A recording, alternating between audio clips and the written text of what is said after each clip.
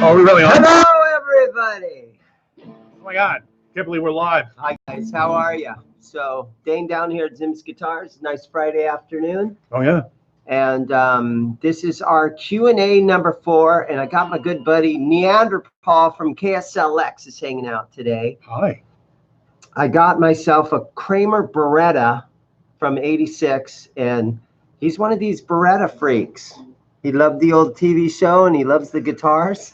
I have done the time, so I will do the crime. So I asked him about this Beretta. I called him up and he hurried down here to see this thing because he wants to add to his collection.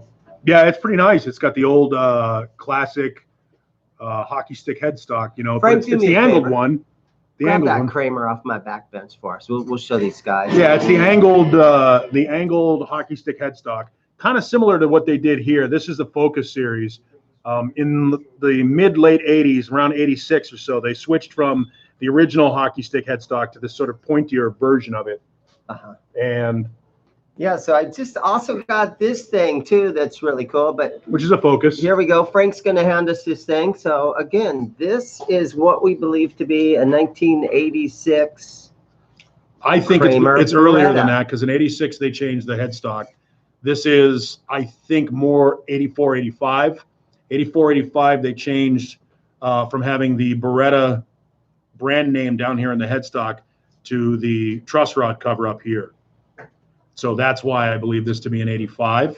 But after looking at it, we've found a couple of weird things about it. One is the neck plate. Yeah, the neck plate on the back here has no letter designation. And these years of the Beretta started in the C series and went all the way through to the E series. So it was C and then 4 numbers all the way through D and E with 4 numbers.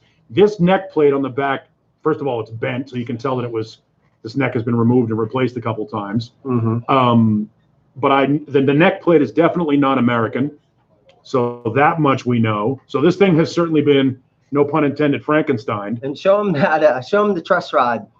So of course we got the truss rod up here, but the body. Yeah, the body still has the cutaway inside the body right. for the truss rod adjustment. And on this year, when they switched to the truss rod cover for the model designation, that's where the adjustment is.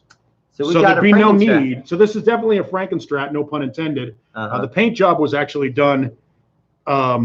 It's not a graphic. They actually painted this thing. They stripped it and painted it in layers. Did a pretty good job on it. It's got a Duncan pickup in it. I'm gonna guess JB, probably, because that's what they switched to in the mid-late 80s. They switched over to the Duncan JB instead of the original zebra pickups that they had in it. The Floyd on it, I don't know what model Floyd it is. I'm not a huge Floyd aficionado, but I know that it's there. But the back is a little concerning with the way it's attached to the guitar. It doesn't look quite as good quality. Like this one over here that Dane's holding is a Japanese Focus 1000, and those were made by ESP.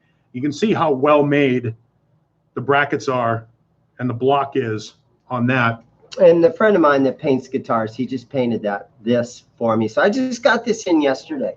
Both of these guitars came in yesterday. And this one here looks a little sketchy, dicey here. So we're kind of thinking it's a USA Kramer neck on a Japanese body. Or on some sort of an import body. It was obviously manufactured. The neck is in good shape. So if you're one of those people that's looking for although I will see now that I look at the frets probably could use a little leveling. There's some grooves in there. I mean, if this is a legit neck from '85, you're talking about 34 years old. So it's probably going to need a fret job. So go ahead and ask away, guys. If anybody's watching, give us some questions. We will answer questions. In the meantime, Paul, what is new down at the station? What's going on with you down there lately? Well, we're just, sort of rescheduling around the Rolling Stones postponement, the Ozzy postponement. Now there's a video that's been going around on social media of Aerosmith up in Vegas, where Joe Perry was not in the best of shape as far as his guitar being in tune and stuff like that. So there's speculation that his health is not doing well. Because he was out of tune? Well, he was out of tune and he was sort of out of it. Yeah, Some people are thinking, what's going on? Best PAF type humbucker for warm blues.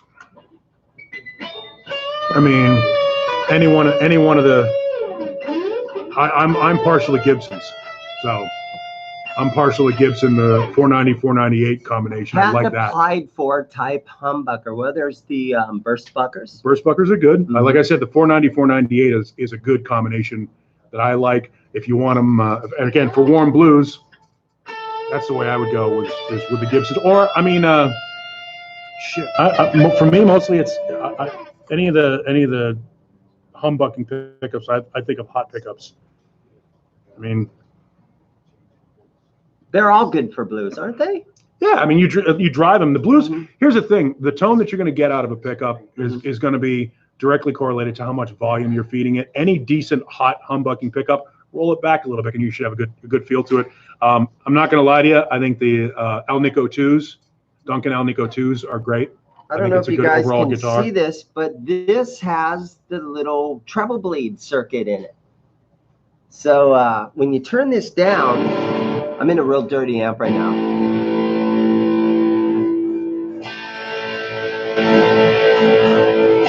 It keeps the treble. It's just losing out. Yeah, it's still got a nice tin feel to it. Most of the time, you roll back on that volume, it takes a little harshness out. Which, again, if you're playing blues, you're not going to overdrive the pickup, but you are.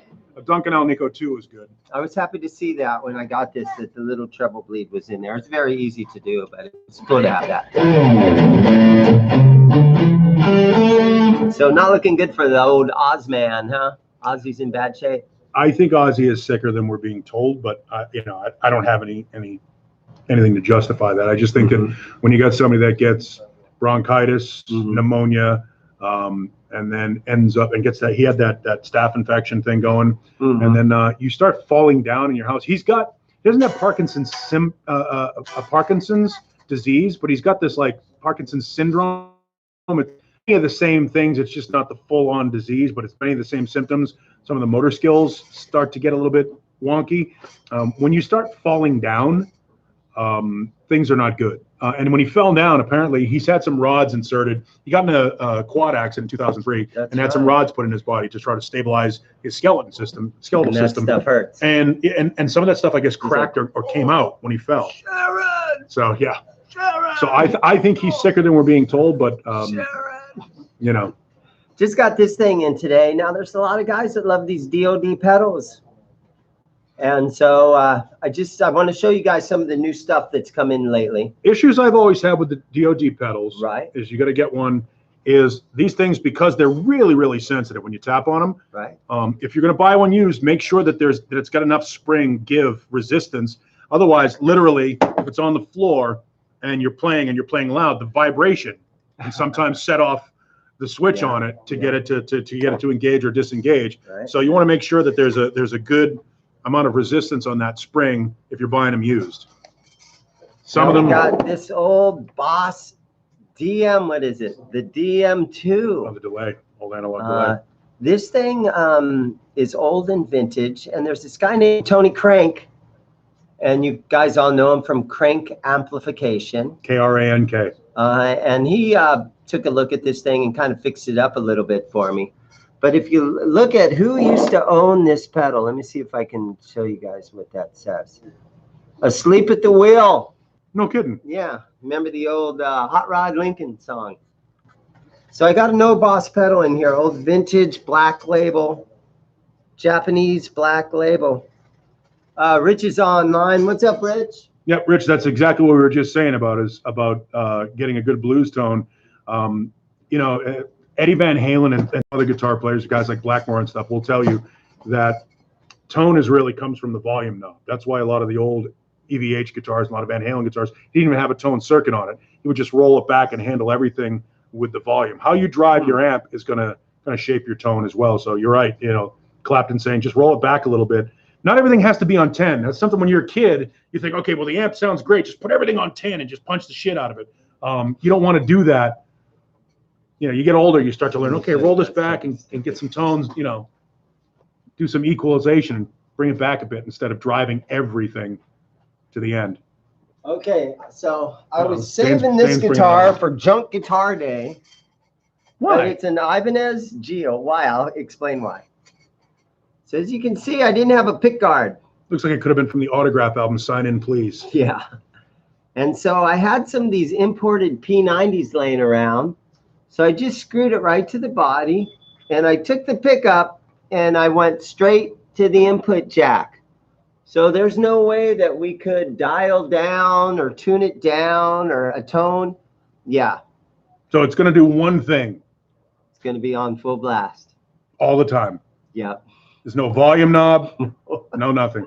But you know what? There's a great example for it, buying one of those volume pedals. Yeah. You know what I mean? You can you deal with Or a you tuner deal with the pedal. volume pedal or a tuner pedal, Yeah, something your like that. tuner pedal to shut her off. Mhm. But there it is, just me being bored yesterday, having some fun, and I'm like, you know what? Let's just wire that thing right to the input jack or the output jack, whatever you want to call it. So that's the fun part, though, about owning guitars is just, you know, especially if you're buying a used guitar or you're buying, you know, sort of a scrap heap guitar, that kind of thing, where you just sort of Frankenstrat it together. It plays. You can do whatever you want with them, and Let's you're not going to waste a lot of money on it. You know, basket case guitars are great, and that's how Brian May did his first guitar. He just basket cased and put it together, just built it out of parts. Eddie did the same thing. That sounds good. Sounds like your wiring job was fantastic. What's up, Morello?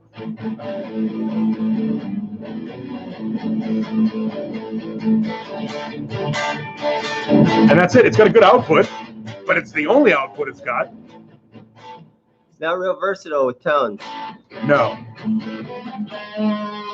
Nice note. Oh, and I went for the old Fender. Clammed it.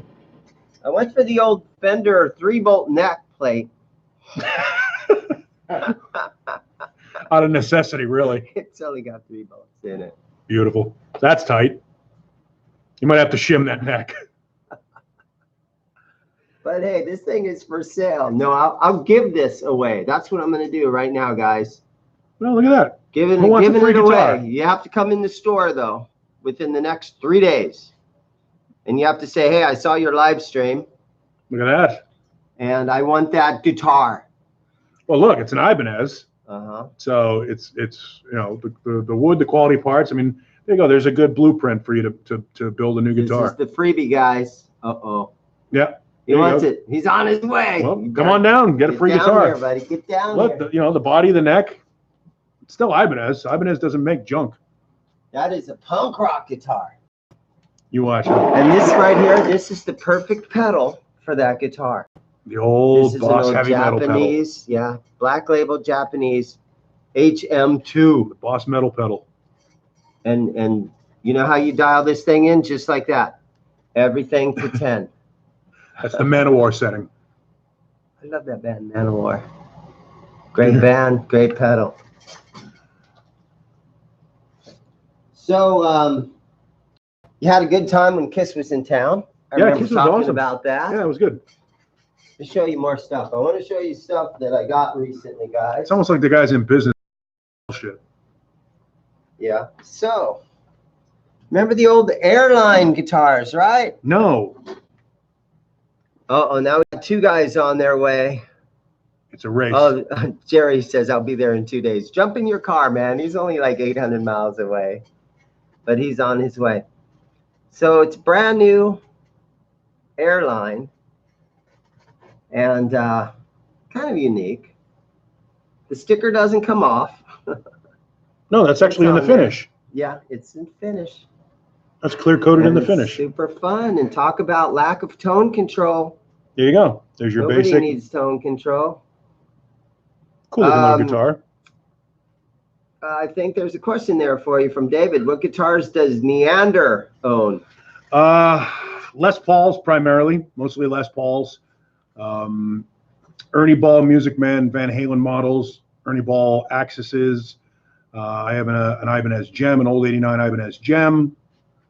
I've got a G&L Legacy. We got a couple of Kramers, a couple of Epiphones. I got an Epiphone. I got the Ace Frehley, the one with his picture on the headstock. I got a Slash, snake pit ace for, I mean, a snake put Les Paul. I'm mostly Les Pauls though. That's what I like. So I'm a big fan of those. You bought that Slash from me, didn't you? No. Oh. No, I brought the Slash down and showed it to you on one of your guitar showcase things there. It's got the, it was made in, they made him in 97. That sounds good. 97, 98. It was his first signature guitar from Epiphone back when Snake Pit's 5 O'Clock Somewhere record came out. And it's got like the Snake Pit logo on it and stuff. They made a Gibson version of it. They only made, I want to say 150 or something like that of the Gibson ones. And they go for like 30K used now. So no thanks. David saying, what is your rescue from a burning house guitar? All my guitars are here at my house, here at my store. So if the store goes up, I have insurance. Or if it gets broken into, I have insurance. So it's almost like selling a guitar. But I'm not asking you guys to break in. Yeah. Not saying that at all. No, most of my stuff is replaceable. I mean, rescue from a burning house guitar, I don't know. Just take your dog. Let the guitars go. Yeah, I mean. Save your dog, right? Oh, you got 2 dogs now, huh? Yeah, I would say, yeah, I've got 2 big German Shepherds. So nobody's going to break in. No. Rescue from a burning house guitar. That's an interesting one. I don't know. I have a pretty cool Les Paul Manhattan Midnight that they only made for like a year or 2. That's interesting. I don't know. I mean, guitars are guitars. You can replace guitars. Yeah, just rescue your dogs and let them go. Hey, nice guy Eddie's back up. How you doing, man? How you been? Oh, I sold the Buddy Blaze on Reverb. I don't know why you couldn't find it on there. It was posted. It was been up for probably 3 or 4 months since around Christmas. And I got an offer where some guy offered me like $45. For some reason, he talked me down $45. I'm like, okay, take it. So you sold the guitar for $45? No, it went for 5 something, but he talked me down $45. Oh, okay. He offered me the 45 price. less. Reduced the price by 45. So I was like, like, okay. Really? Okay. $45. That's a good deal. Paint the headstock green. Call that thing Gumby. Oh, that other. Yeah. Okay, so this is kind of a fun guitar. This is a Squire. But this is the Tom DeLonge. If you can see that on the neck plate. And so Tom had the single volume with all these guys don't like tone controls anymore. But you got the single volume and you got an Invader in it. It's a Duncan Invader. So if you want to go Blink 182 on us, there it is.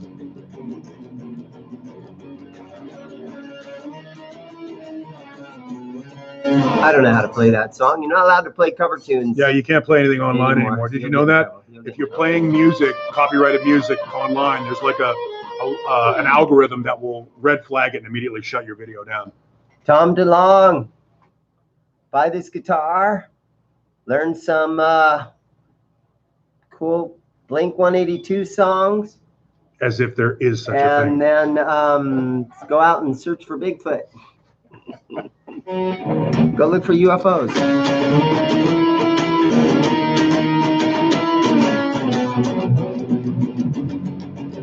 Yeah, nice guy Eddie. Buddy Plays is a cool guitar, and it was on reverb the whole time. And right as soon as you ask, hey, I want that Buddy Plays, somebody else grabbed it, and so I didn't know. Sorry. Just to say, a nice guy Eddie asking, I can't figure out why you wouldn't want a tone knob, because tone comes from the fingers. There, some guys say that. Tone comes from the fingers. Good story. Jerry Cantrell, Alice in Chains, they're opening for Van Halen on the For Unlawful Carnal Knowledge tour, and Eddie just gets his brand new rig from Ernie Ball. So he's sitting there and he's playing it, and Cantrell is watching the sound check.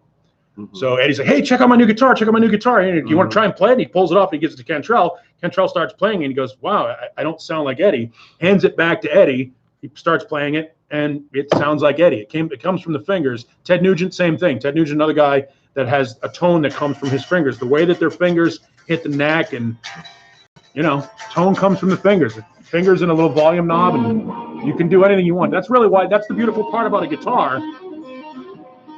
is it's a stringed instrument, but it's a stringed instrument that has to integrate with your body. So how much pressure you put on it, or where on the neck, or where on the finger, or on the fret you hit it, and even where you strum on the body of the guitar is going to be indicative of your tone.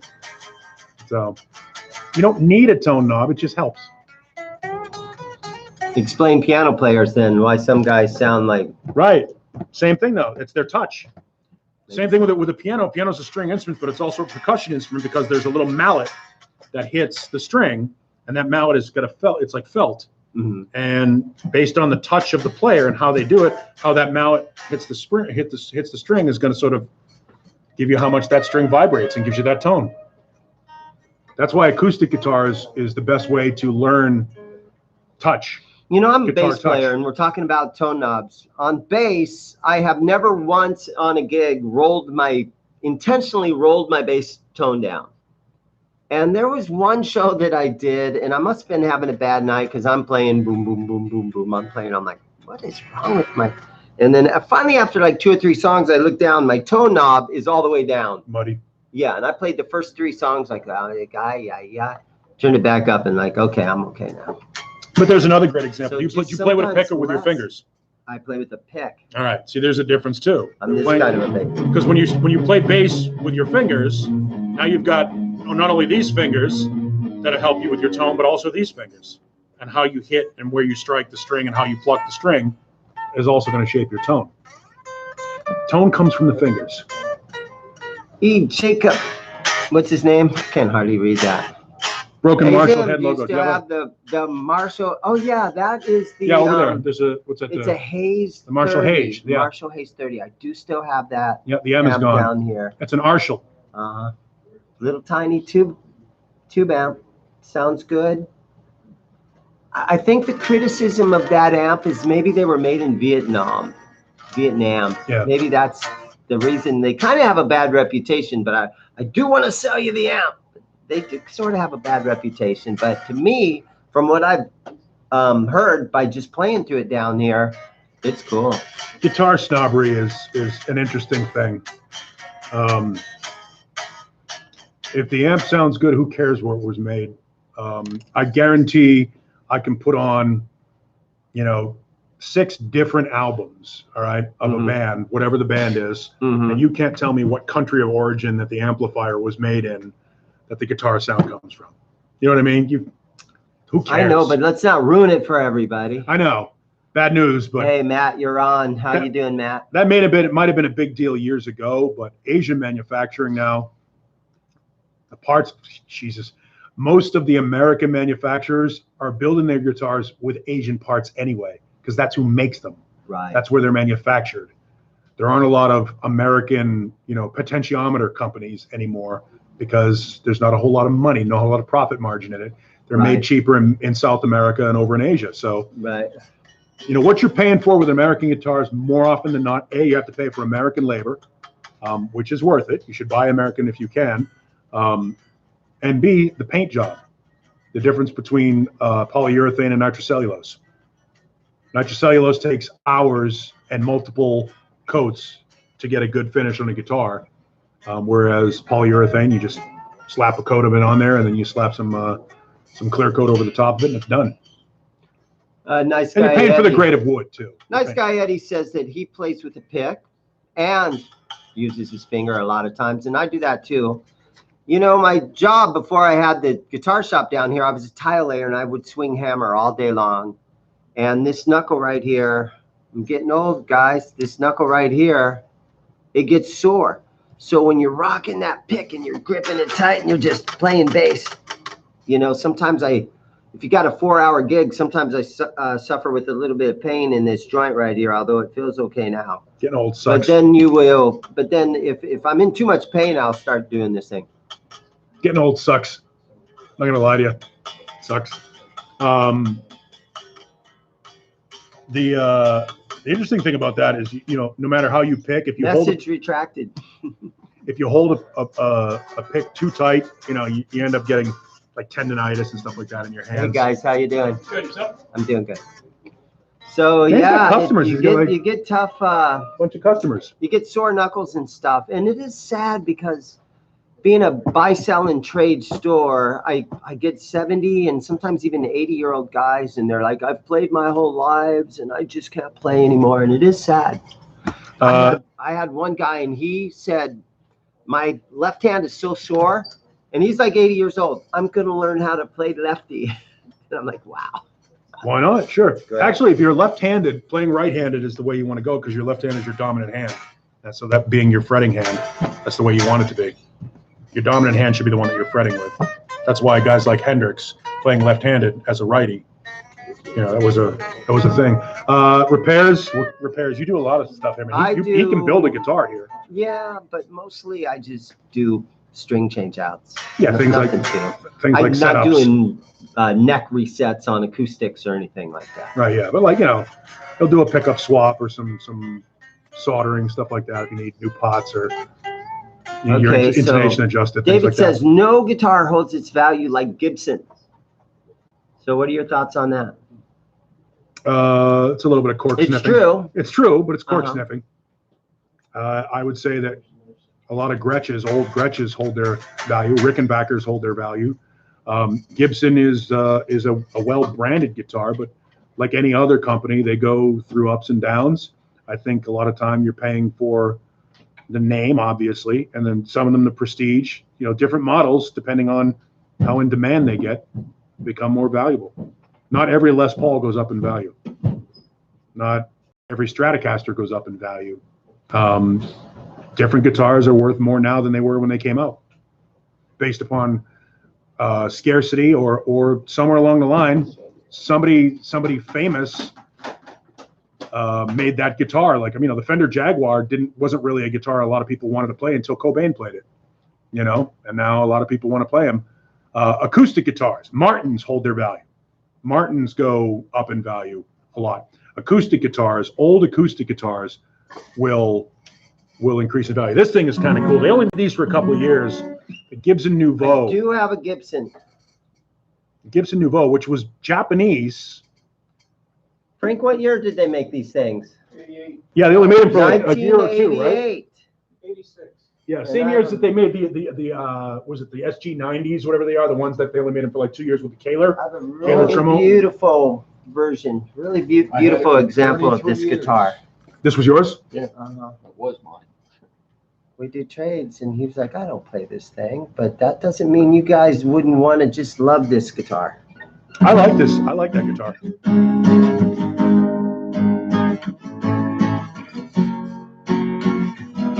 But they were made in Japan, right? I think they're Japanese. We're both looking. Yeah, I think they're Japanese. I know they're. Let me put my glasses on. Parts and the symbols now. Well, no, David, it's not a fact. Some hold their value more than other brands. Some do, but Martins hold their value every bit. I mean, you find Martin guitars will hold their value. Some Gibsons are more valuable later on down the line. Look how cute I am with these glasses on. Some of them are not. I look like Alexandria. For example, Norland Gibsons back in the 70s, they go up and down. Sometimes they're valuable, sometimes they're not. Some people, depends on what the trend is at the time. But it used to be a time when you could get a Gibson Les Paul back in the 80s when everybody was buying pointy guitars. You could buy a Gibson Les Paul off the wall, a 60s, or a 61 Les Paul SG special, that type deal, where they switched it over for $400 or $500 because nobody wanted them.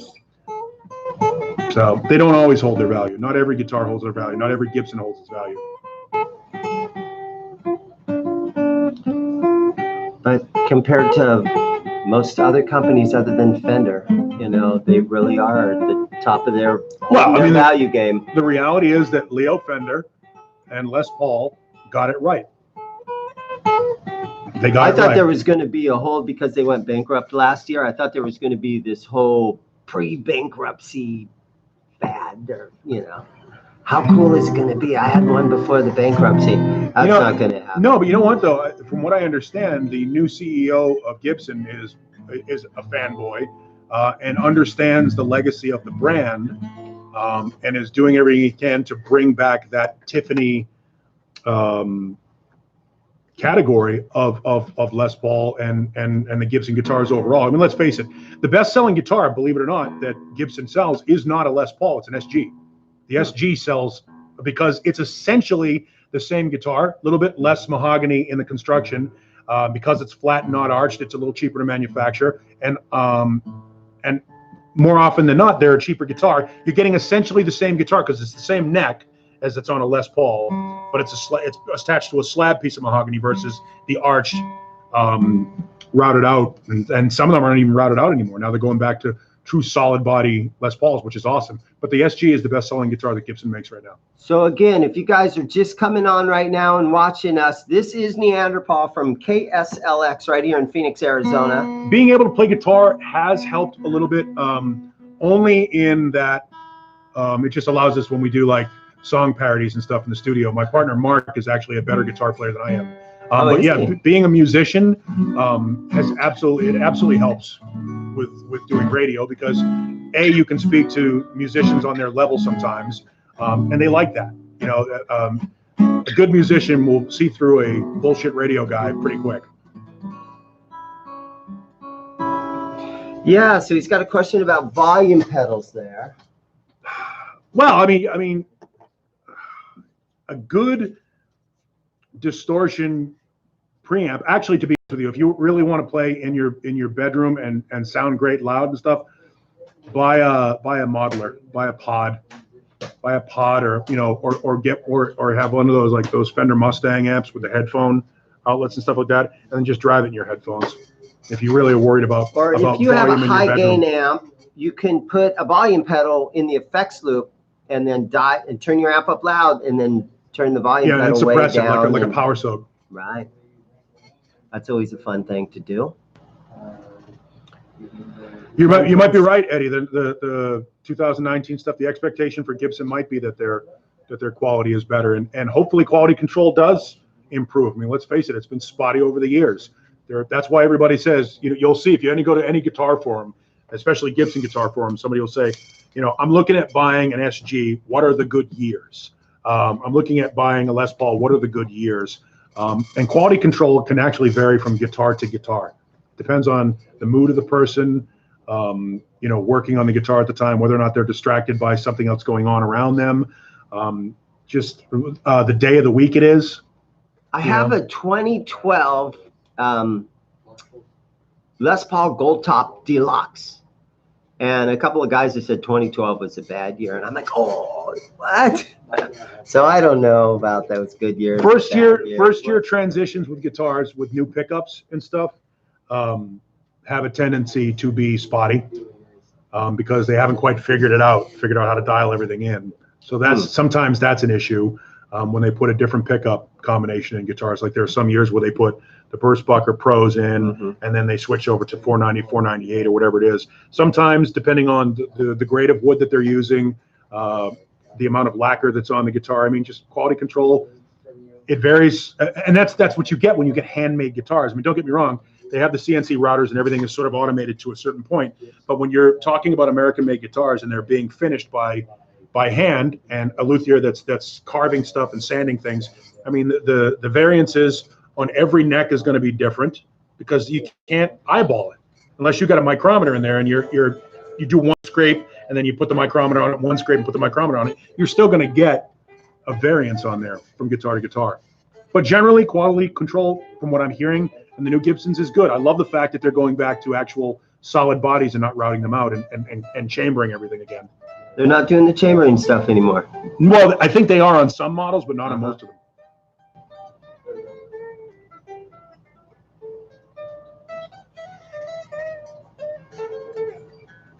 Got myself a US Tele right here. This is a 2000 and a Z2, a 2002.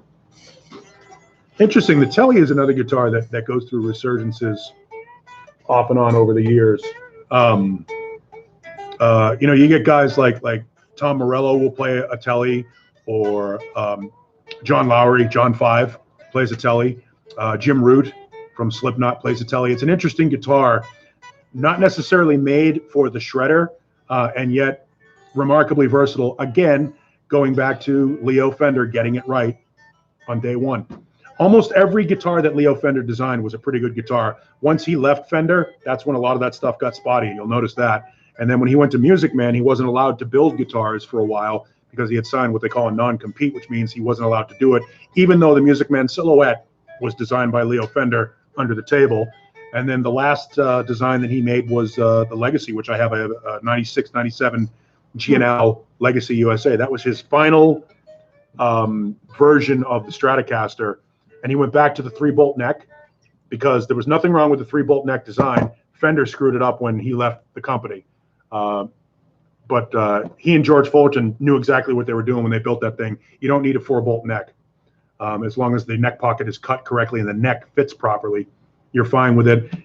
His twin post tremolo system that he did on G&L is now almost the exact same design that Fender has incorporated. So it turns out Leo got it right again, so much so that the parent company that still bears his name changed their manufacturing process to match what G&L was doing. That's like when the haircut lady, that's what it's tweaking played out. Yeah. The haircut lady. I have a guitar shop down here, and it's really hard to test amplifiers out because there's a barbershop lady next door, and she comes and screams at us. She's pissy. She almost every day. But the thing is, though, she plays guitar. She's got an acoustic guitar over there, and she'll be strumming around and stuff like that. But every once in a while, you know, we'll be sitting here banging out some music, and you'll just hear on the wall because we're too loud. The bass amps are what really drives her crazy. I can usually sit here and play through I got a little Fender Deluxe back here, and I kind of quietly play through that, and she usually doesn't get too crazy about that. Beautiful. But the bass amps, she goes the nuts. haircut lady. Yeah, barbershop Beautiful. right next door. Yeah, The she's. bait and switch lady. I love her. That's outstanding. The haircut lady. Yeah, so these are my two, and I showed you guys this last week, but these are the two tellies that I have in the store, and this is the Japanese blue flower telly. He doesn't keep tellies very long. Tellies, for whatever reason, again, it's a guitar that has its own cult following, like the Les Paul, like the Ibanez Gem. Like there are people that love tellies, and they don't last very long in the store, especially well-made ones. This thing is minty. Really nice. It's got the 3-way switch. And I always wanted one of these, and I finally got my hands on one. Not a Japanese telly? Yeah, just the blue flower or the pink paisley. Yeah, I'm all about these things. I love the necks, the finish. Sometimes my hands are kind of sweaty right now, but sometimes Gross. a satin finish. There was a time in the 80s where Fender Japan was making better guitars than Fender USA. That's true. I think This is a 2016. I could be wrong, but I think Tokai, who were one of the companies that got sued by Fender for making copies, Stratocaster copies and Telecaster copies. I think Tokai was the company that was contracted. Eventually, Fender realized, hey, if you can't beat them, join them. And I think they actually did contract Tokai to make Fender Japanese guitars for a while in the 80s and 90s. I don't know that they still do now. I think this is maybe a foil design or something that they like the Photo Flame? paint over or something. Yeah, Photo Flame. I don't know. It's a much about decal. finishes. Photo Flame tends to be Got the clear pick guard. Photo Flame tends to be a grain pattern. It's like a little strip of grain, so that it looks like it's a much more book match top. And they put that in there. It's like a sheet. It's almost like paper thin. They put that over the top, and then they clear coat over the top of it to make it look like there's a NeanderPaul big does one. make me sweaty. I will agree with that. It does happen. Scary. All this sexicity in The one guy's table. got a lot of knowledge. Ask him anything about the latest with any of these old rock bands that we love. Ask him what's new with Judas Priest. Ask him what's new with Slayer. Ask him what's new with anybody. Judas and Priest, he will Glenn give you an Tipton answer. Glenn Tipton is working on writing for the next Judas Priest album. Even though There he's you got go. Parkinson's, and even though he's unable to perform on a regular basis, he's still writing material for the next Judas Priest album. So Glenn Tipton is still very much a part of Judas Priest. Timothy, yeah, we lost Jay Giles. Lost Jay Giles a couple of years ago. It was funny because that goes around on Facebook. Went around on Facebook, was it the 17th? Lost him 2 years ago in 2017, but because nobody verifies anything on social media, We're I just saw that hearing going about around. it now? No, it happened a couple of years ago, Oh, and it was just going around again. I thought because he just died like in the last week or so. No, a couple of years ago. Wow. That's crazy. Yeah. And he died, I want to say April 16th or 17th of 2017. I saw a funny post on Facebook one time, and it had Paul McCartney, and they had him bubble wrapped. And they're like, please, he's our last one we've got. Let's not lose this guy. David asked about Mick Jagger. Mick Jagger was out last night watching his ballerina girlfriend dance. 2 weeks after getting open heart surgery.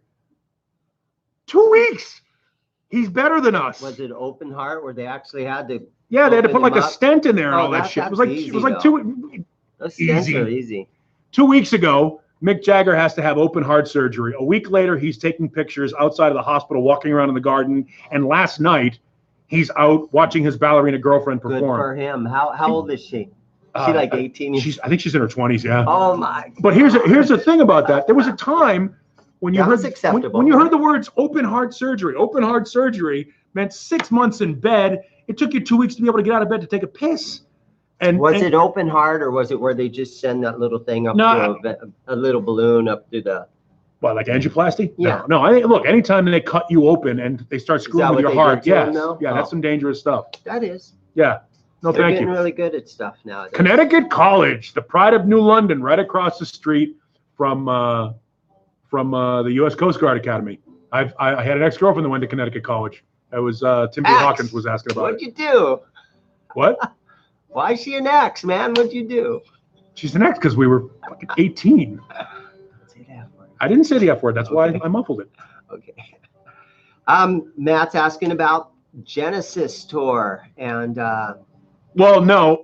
Right now, Phil Collins is doing a solo tour. do you want to see though a guy roll up in a wheelchair and sing old songs like he's all old, wearing a sweater and got? You mean like Ozzy the way or Phil Collins like David Lee Roth or like no. I mean those guys are Here's the thing. Nobody ever tells a carpenter or an auto mechanic who's old that can still do their job well that it's time to stop.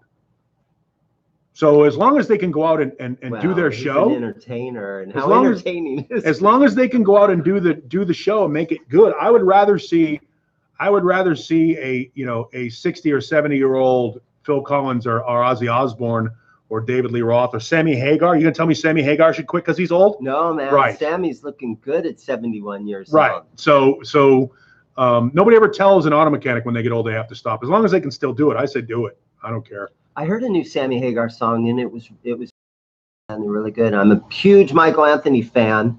I saw him out at NAMM. I got him to do the yo-yo trick for me and everything. But I love the band The Circle. Eddie, not necessarily true. He says when they stop selling tickets, they'll stay home.